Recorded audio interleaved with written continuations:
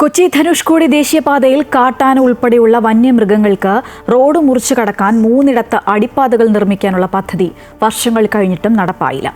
പണികൾ വേഗത്തിൽ പൂർത്തിയാക്കണമെന്നാവശ്യപ്പെട്ട് വനംവകുപ്പ് ദേശീയപാതാ വിഭാഗത്തിന് കത്ത് നൽകിയിരുന്നു. സംസ്ഥാനത്തെ ആദ്യ വൈൽഡ് ലൈഫ് ക്രോസിംഗ് പദ്ധതിയാണ് ഇത്.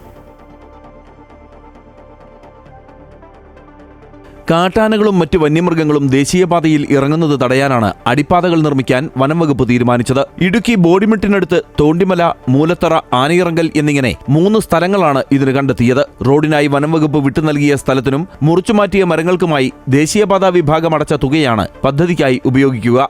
6,90,00,000 രൂപയാണ് ഇതിനായി ദേശീയപാതാ വിഭാഗം കേന്ദ്ര വനം പരിസ്ഥിതി മന്ത്രാലയത്തിന് കീഴിലുള്ള ക്യാമ്പ എന്ന ഉപദേശക സമിതിയിൽ അടച്ചത്. 1 വർഷം മുമ്പ് ദേശീയപാതാ വിഭാഗത്തിന്റെ സഹായത്തോടെ അണ്ടർപാസുകളുടെയും ഓവർ ബ്രിഡ്ജുകളുടെയും രൂപരേഖയും എസ്റ്റിമേറ്റും തയ്യാറാക്കി വനം വകുപ്പ് ക്യാമ്പയ്ക്ക് സമർപ്പിച്ചിരുന്നു. ദേവികുളം ഗ്യാപ്പ് റോഡിന് സമീപം വരയാടുകൾക്ക് റോഡ് മുറിച്ചു കടക്കാൻ 4 മീറ്റർ വീതിയിൽ മേൽപ്പാലവും ഇതിൽ ഉൾപ്പെടുത്തി. എന്നാൽ പദ്ധതി നീണ്ടുപോവുകയാണ്. ഏത് നിമിഷവും വന്യമൃഗങ്ങൾ കടന്നു പോകുന്ന ഒരു പാതയാണ്. തീർച്ചയായിട്ടും ഈ റോഡിൽ യാത്ര ചെയ്യുന്ന ആളുകളെ സംബന്ധിച്ചും വാഹനങ്ങൾക്കും അതുപോലെ വന്യമൃഗങ്ങൾക്കും വളരെയേറെ സംരക്ഷണം നൽകുന്ന ഒരു പദ്ധതിയായിരുന്നു അത്. ആ പദ്ധതി ഇപ്പോൾ 2 വർഷമായിട്ടും നിലച്ചിരിക്കുകയാണ്. എവിടെയാണ് അതിൻ്റെ ഫണ്ട്, എന്താണത് ചെയ്യുന്നത് എന്ന് നിലവിൽ യാതൊരു വിവരവുമില്ലാത്ത ഒരു അവസ്ഥയിൽ കൂടെയാണ് കടന്നു പോകുന്നത്.